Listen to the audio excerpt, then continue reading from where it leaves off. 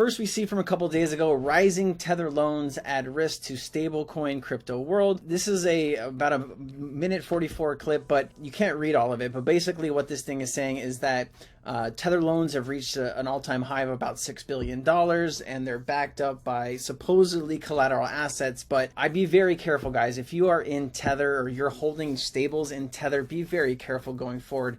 I think Tether could be a really big shoe that can drop. Tether's been around for quite some time, and they've never done any type of auditing to make sure that each Tether's backed up either by a real US dollar or a treasury bill or something like that. I do think Tether is something that we need to keep our eyes on. So I just wanted to bring that to your attention. CFTC commissioner wants two-tier crypto rules for retail investors and millionaires. All right, let's see what this is.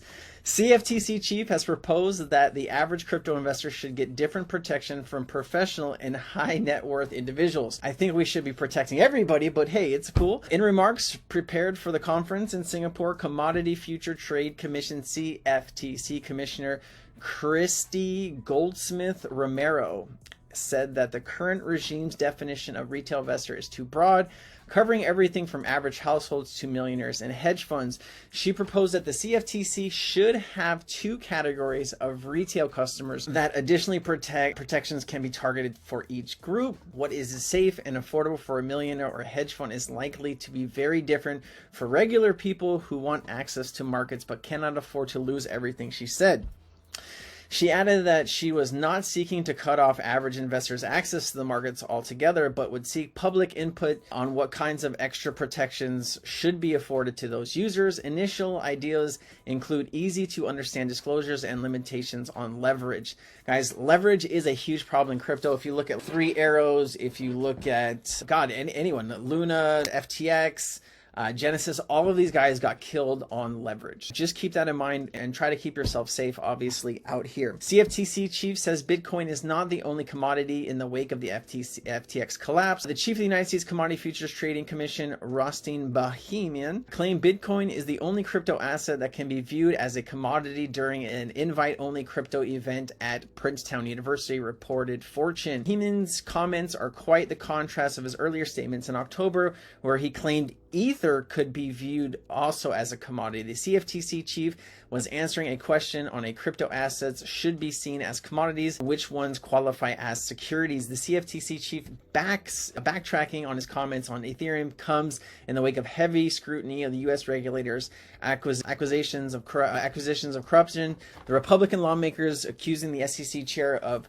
coordinating the FTX to obtain regulatory monopoly. Guys, there's a lot of crazy stuff happening right now. I do think Ethereum is going to have some issues here coming up, because if they're out here trying to sue Ripple and saying XRP is a security, damn well Ethereum's a security, guys. Just understand that over the next 2023, 2024, we are going to get some clarity on this. It's not going to be exactly what we want, but just trying to keep yourself safe out there. Total crypto market hits $850 billion as Bitcoin and altcoins recover from FTX collapse. Guys, we're entering into 2023, right? And what's going to happen here is the Fed pivot in the US is going to happen here soon. It usually happens in three phases, right? The first phase is when they actually stop raising rates at a dramatic rate. They start maybe slowing down the rate increase, then they'll level it out, and then they'll bring the rates back down. All of 2023 is going to be brutal here. I want to show you this, guys, because I talked to this about in the Cryptonaires community, and I think it's really important that you see this visual because it does speak volumes of what's going to happen here. So these are the Fed pivots over the last 6 or 7 pivots until the 1970s until the early 2023 here. If you look at each Fed pivot, guys, this is the stock market, especially what happens, right? Negative 36, negative 48, negative 27, negative 51, negative 58, negative 35. The stock market is going to see some blood here, guys, coming up. They just lost, what, 650 billion like a day or two ago, and I think it's just going to get worse. So be prepared for a pretty rough 2023. Obviously, depending on what assets you hold will depend on if you're going to have a successful 2023 or a unsuccessful in the crypto industry. So Binance has frozen withdrawals of a crypto linked to its own token. It looks like it has been hacked, CZ said. This has to do with Anchor protocol, guys. Binance said on Friday that it will freeze withdrawals of cryptocurrency and derives part of the value from the link of the exchange of its own native token, Binance Coin. Chief Executive Officer CZ said withdrawals on Anchor rewards bearing staked BNB coin would also be paused in the Binance probe and potential attack by hackers. The token, which held about 123 million of assets, was intended to offer Binance Coin holders returns via staking, crashed 99.5%. Crazy stuff, guys. You just really need to be careful what you're holding right now. Telegram to build non-custodial wallets and decentralized exchanges, says CEO Pavel Durov. No thanks, I don't want to subscribe. But let's see. Pavel Durov, founder of Telegram, announced that the company would launch a range of decentralized cryptocurrency products, including a decentralized exchange and a non-custodial wallet. The CEO made an announcement on Wednesday via Telegram channel, of course, amid the ongoing crisis following the collapse of the crypto exchange FTX.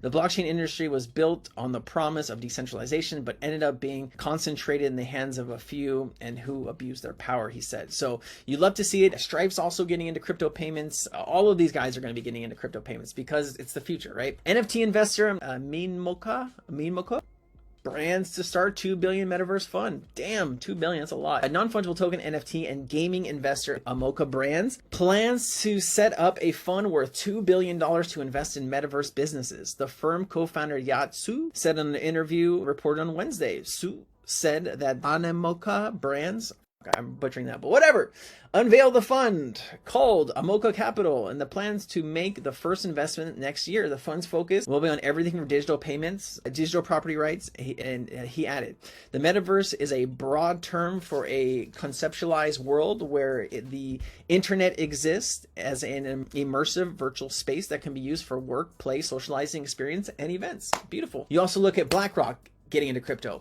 Fidelity getting into crypto, right? Those are some of the two biggest asset managers on the planet, both about $9 trillion, $10 trillion. Coinbase wallet to delist XRP, Bitcoin Cash, and Ethereum Classic. Guys, they're doing this because they want to keep themselves safe. I think Coinbase is going to be screwed here soon as far as listing securities and different things on their platform, but we'll see. It's crazy, right? Coinbase went to the SEC in 2018 and asked, hey, we want to list XRP on our platform. Is it a security?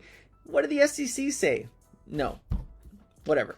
Coinbase today has delisted a number of big cryptocurrencies, including Ripple's XRP. I hate when they include Ripple in this, right? XRP is its own ecosystem. Hundreds of projects are being built out on it over the next couple of years. Man, I wish they would separate those. In Tuesday announcement, America's biggest exchange, that from January 2023 would no longer support Bitcoin Cash, Ethereum Classic, Ripple, and Stellar. Guys, they are making it harder and harder for us to hold on to these assets right now. And I think it's on purpose, right? They don't want a lot of us getting rich overnight on some of these assets. And so we just need to be very careful, okay? Exclusive, Goldman Sachs on the hunt for bargain crypto firms as FTX collapse, right? So you have right here, today's news, Goldman Sachs plans to spend tens of millions of dollars to buy or invest in crypto companies after the collapse of the FTX exchange. FTX's implosion has heightened the need for more trustworthy, regulated cryptocurrency players, and big banks see an opportunity to pick up business. Guys, as more banks get into this, it is going to get interesting. Crypto bank Silvergate slides further after letter from U.S. Senator Warren. Fuck you, Senator Warren. You do not understand the technology. Please just piss off and go talk about something else because you're cringeworthy. Sorry for that. Sorry for that. Senator Elizabeth Warren, John Kennedy, and Roger Marshall in a letter late Monday evening asked crypto-friendly bank Silvergate for answers over its supposed role in facilitating transfers between bankrupt exchange FTX and its sister firm Alameda Research. Following FTX bankruptcy filing, allegations have been made that the former CEO Sam Bankman made large transfers of customer funds from the exchange to trading firm Alameda Research, which he also owned. The senator's letter comes at the time when the investment community is suspicious of what role Silvergate may have played in the activity. Guys, Silvergate facilitates a lot of payments, right? They facilitate payments for Coinbase and a handful of other ones, right? If you don't know Silvergate Bank, they are one of the first banks that are actually facilitating a lot of these crypto payments. How are they supposed to know? You know, they're there to facilitate transactions, not ask, hey, where's this money coming from or where's this money going? I do think there should be some due diligence, but to go after Silvergate Bank like this, I think Senator Warren's just making an ass out of herself personally, and it is pretty cringeworthy. But anyways, guys, that's some quick crypto news for you. I hope my little zest or take on it is helpful to you. Thanks for watching. Please like and subscribe, and I'll see you next video. Cheers, guys. Bye.